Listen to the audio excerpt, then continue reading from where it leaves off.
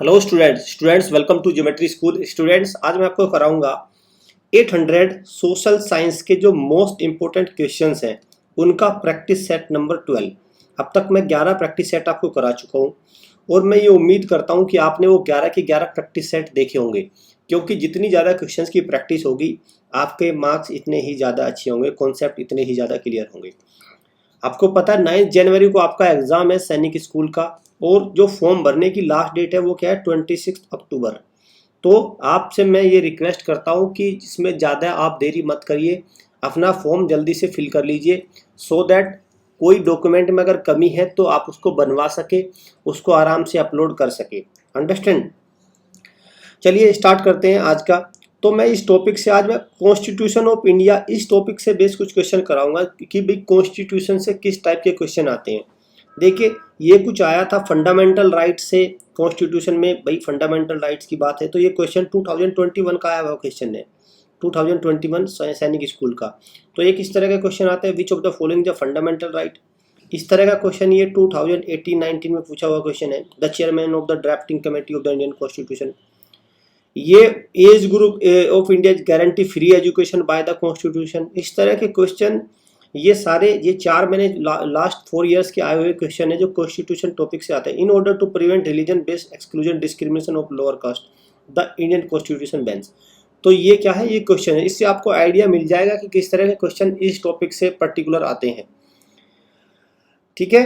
What is refer to as the supreme law of land, ये 2021 का ही question है। 2021 का जो सैनिक स्कूल का एग्जाम हुआ था उसका ही क्वेश्चन है। क्लियर। तो यहाँ से आपको अब आइडिया हो गया होगा किस तरह के क्वेश्चन इससे आते हैं। चलिए आज हम कुछ क्वेश्चन करते हैं, स्पेशल क्वेश्चन जिनके आने की संभावना बहुत ज़्यादा है, प्रोबेबिलिटी बहुत हाई है, जो आ भी चुके हैं कई बार। In the Indian National Congress made the demand for constituent assembly. तो किस ईयर में नेशनल कांग्रेस ने, इंडियन नेशनल कांग्रेस ने कॉन्स्टिट्यूएंट असेंबली की डिमांड की थी? तो कौन सा है राइट आंसर? राइट आंसर है ऑप्शन नंबर डी, 1934 में डिमांड की थी। ये डेट आपको याद रखनी है, इंपॉर्टेंट है ये डेट आपको याद रखनी है, 1934। Type of government in which the final power rested with the king. तो एक ऐसी सरकार जिसमें सारी शक्तियां किसके पास होती है, सारी अथॉरिटी किसके पास होती है? The king bears all of the authorities, that is known as monarchy. उसको क्या बोलते हैं? मोनार्की। ये वर्ड याद रखना, मोनार्की। यहाँ पे ये देखो ऑटोक्रेटिक, हिटलर शाही, ये सब एक ही है। डेमोक्रेटिक क्या होती है? जिसमें आप जनता के पास होती है सारा। तो राइट आंसर क्या है? Option number B. चाहिए next. Is known as the father of Indian constitution, बहुत इंपॉर्टेंट क्वेश्चन है। तो फादर ऑफ इंडियन कॉन्स्टिट्यूशन कौन है? डॉक्टर बाबा साहेब अम्बेडकर। बाबा साहेब डॉक्टर अम्बेडकर क्या है? Option B is the right answer. चलिए next. With respect to separation of powers, there are 3 organs of the government. Which of the following is not among these?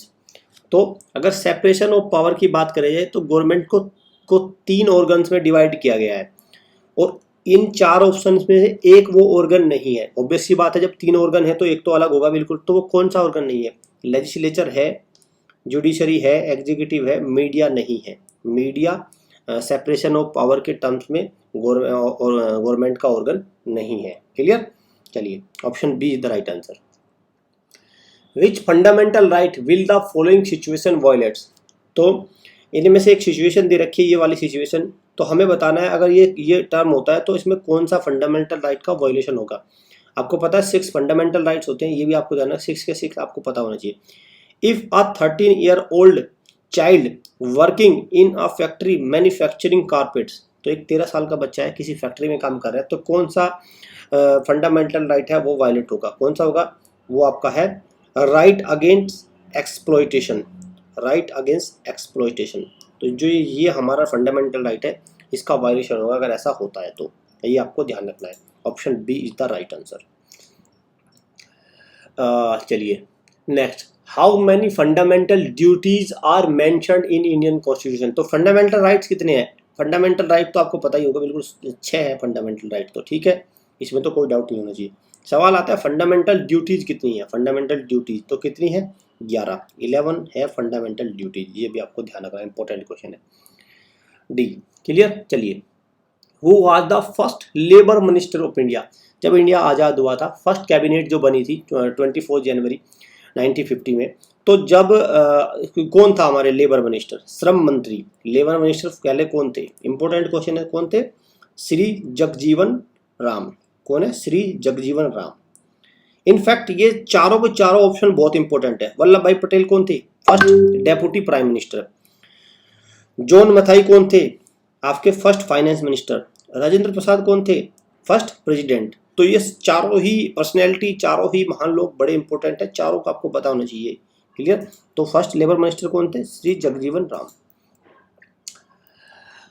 अब मैं आपको कुछ मैं थ्योरेटिकल क्वेश्चन भी, मतलब इसमें आप डेस्क्रिप्टिव क्वेश्चन भी कराऊंगा, क्योंकि इससे क्वेश्चन एग्जाम में क्वेश्चन पूछे जा रहे हैं और इससे पूरी श्योरिटी है कि इस टाइप के क्वेश्चन आते हैं। ये ज्योग्राफी का पार्ट भी कहिए और इसको हिस्ट्री पॉलिटी का पार्ट भी कहिए, क्योंकि इन कंट्री के साथ इंडिया क्या करता है? अपनी बाउंड्री शेयर करता है। ये इंडिया के नेबर कंट्री है और ये भी डेमोक्रेटिक कंट्री है। बांग्लादेश डेमोक्रेटिक है, नेपाल डेमोक्रेटिक है। तो इनकी डेमोक्रेसी, इनका कॉन्स्टिट्यूशन के से चीज़ें, बहुत सारी कॉमन चीज़ें शेयर होती है। देखिए, name the Indian state which share borders with.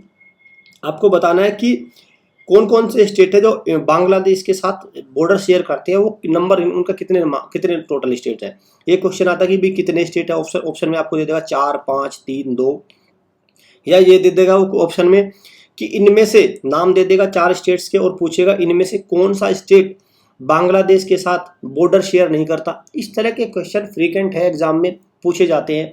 बिल्कुल आपको सैनिक स्कूल के इस तरह के क्योंकि भाई देखिए सिक्योरिटी पर्पज से भी जरूरी है और वैसे भी आपको नॉलेज होनी चाहिए। तो चलिए मैं इसको मैप से दिखाता हूँ। तो हमसे पूछा है पहला बांग्लादेश से, ये बांग्लादेश है।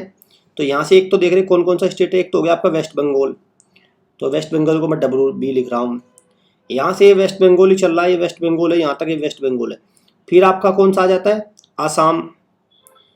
फिर आपको आसाम भी कर रहा है शेयर, ठीक है, 2 हो गए। फिर तीसरा कौन कर रहा है? आपका मेघालय, मेघालय कर रहा है। और फोर्थ कौन सा कर रहा है? फोर्थ कर रहा है आपका त्रिपुरा। क्लियर?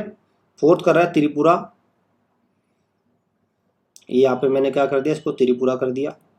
ये आपका त्रिपुरा हो गया ये वाला। और ये कौन सा हो गया? ये यहाँ पे ये हो गया आपका मिजोरम। ये हो गया मिजोरम। तो बांग्लादेश के साथ कितने स्टेट बॉर्डर शेयर कर रहे हैं? कितने हो गए? 5। तो आपको ये पांचों के नाम एक तो पता होने चाहिए। क्लियर? वेस्ट बंगाल, आसाम, मेघालय, आपका त्रिपुरा और मिजोरम। क्लियर? ये पांचों के पांचों स्टेट आपको बिल्कुल याद होने चाहिए, इसमें तो कोई डाउट होना ही नहीं चाहिए। अंडरस्टैंड? चलिए, तो इसका क्वेश्चन का जवाब कितना हो गया? इसका लास्ट वाले का 5 स्टेट हो गए और पांचों के नाम मैंने आपको करा दिए। अब नेक्स्ट चलिए, name the Indian states which share borders with Bhutan. अब आइए भूटान के साथ कितने करते हैं। चलिए ये देखिए भूटान, ये रहा भूटान, ठीक है। तो एक तो हो गया अरुणाचल प्रदेश, मैं AP लिख रहा हूँ, अरुणाचल प्रदेश। अगर दूसरे की बात करें तो आसाम हो गया, ठीक है, यहाँ पे भूटान है, देखिए। अंडरस्टैंड? तो आपको मैप में थोड़ा आइडिया भी होगा। तीसरा कौन हो गया आपका? वेस्ट बंगाल, इसके साथ भी कर रहा है क्योंकि वेस्ट बंगाल का ये पार्ट यहाँ पे है। और चौथा कौन हो गया? सिक्किम। चौथा कौन हो गया आपका? सिक्किम। तो कितने हो गए भूटान के साथ? भूटान के साथ हो गए 4। कौन कौन से? अरुणाचल प्रदेश, आसाम, वेस्ट बंगाल और सिक्किम। ये चारों के नाम आपको पता होने चाहिए। चलिए तीसरा, अब आते हैं नेपाल के साथ कितने स्टेट बॉर्डर शेयर करते हैं। यह भी इंपॉर्टेंट है बिल्कुल एकदम। तो ये हो गया आपका नेपाल हो गया यहाँ पे। पहला तो हो गया आपका उत्तराखंड, UK लिख रहा हूँ मैं। दूसरा हो गया उत्तर प्रदेश, UP हो गया। दिल्ली शेयर नहीं कर रहा है, दिल्ली तो यहाँ पे है, दिल्ली तो अलग ही है बिल्कुल, हरियाणा और इंडिया इसके उत्तर प्रदेश के बॉर्डर पे है दिल्ली। तो तीसरा कौन सा हो गया यहाँ से? बिहार।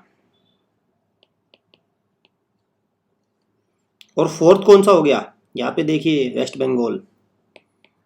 तो आप देख रहे थे वेस्ट बंगाल, बंगाल तीनों में कॉमन है। और पांचवा कौन सा हो गया? सिक्किम। तो 5 स्टेट हो गए ये आपके, उत्तराखंड, UP, बिहार, वेस्ट बंगाल और सिक्किम। तो ये आपको तीन आपके ऐसे राज्य हैं जिनको आपको पता होना, 3 ऐसे देश हैं जिनको पता होना चाहिए कि उनके साथ किन स्टेट्स की बॉर्डर शेयर करते हैं और उनका नंबर कितना है। जनरली तो नंबर से क्वेश्चन आता है कि 5 राज्य शेयर करते हैं, 3 राज्य शेयर करते हैं, 6 राज्य शेयर करते हैं। तो बस ये क्वेश्चन बहुत बार गलत होता है, तो आप इसको अच्छे से लिख लिख के कई बार इसको प्रैक्टिस कर लीजिए। आज का बर्निंग क्वेश्चन है, burning question of the day, which article defines the right to constitutional remedies. आपको पता है हमारे पास 6 फंडामेंटल राइट हैं और उनमें से एक फंडामेंटल राइट ये भी है, राइट टू कॉन्स्टिट्यूशनल रेमेडीज। आपको बताना है किस आर्टिकल में इसको डिफाइन किया गया है, right to constitutional remedies. Clear, ये आपका बर्निंग क्वेश्चन है, इसको कमेंट बॉक्स में बताइए। अगर आप सैनिक स्कूल की तैयारी कर रहे हैं तो आप क्या कर सकते हैं, हमारे अशोका पैक, कीर्ति पैक या शौर्य पैक, जो आपकी नीड हो, आपकी नीड के अकॉर्डिंग आप इन पैक को अवेल कर सकते हैं। ये वाला पैक तो आपको 100% आपकी प्रिपरेशन को कवर करता है।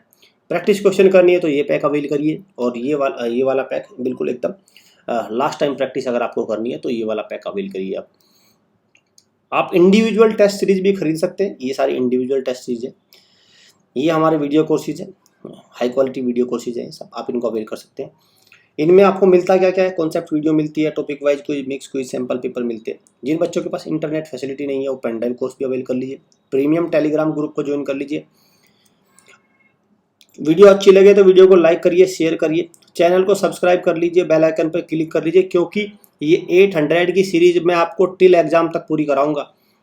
क्लियर, ये एग्जाम तक चलती रहेगी और आपका जब एग्जाम होगा 9 जनवरी को, तब तक आपके पास बहुत अच्छे क्वेश्चंस की प्रैक्टिस करने को होगी और आप इनको आराम से इनमें से बहुत सारे क्वेश्चन आने की पूरी हाई प्रायोरिटी है। बहुत सारे क्वेश्चन तो इनमें से आएंगे।